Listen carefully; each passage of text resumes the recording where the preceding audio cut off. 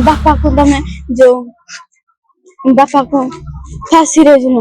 ମୋ ବାପା କେସ୍ ଦେଲେ ଆଉ ବାପା କେସ୍ ଦେଇତି ବୋଲି ସେଇଥିପାଇଁ ମତେ ନେଇଯିବ ବୋଲି ସିଏ ଆଗ ରଖିଦେଲେ ସେଇଥିପାଇଁ ଦେଇତି ଆଉ ମୋ ବାପାକୁ ତମେ ଯୋଉ ବାପାକୁ ଫାଶୀରେ ଝୁଲ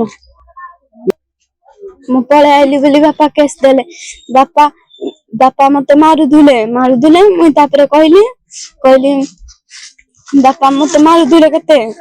ବାହାଘର କରିଦେବେ ବୋଲି କଥା ହଉଥିଲେ ତାପରେ ମୁଁ ଶୁଣିଲାକୁ ମୁଁ କହିଲି ଆକୁ ଯେ କହିଲି ମତେ ଆଇନା ନିଅ ସିଏ ତାପରେ ନାହିଁ କରୁଥିଲେ ମୁଁ କହିଲି ତମେ ଯଦି ନବନି ମୁଁ ମରିଯିବେ ଇଏ ଆଇକିନା ନେଲେ ତାପରେ ଆଇକିନା ନେଲେ ତାପରେ ବାପା କେସ୍ ହେଲାକୁ ସମା କୁହେ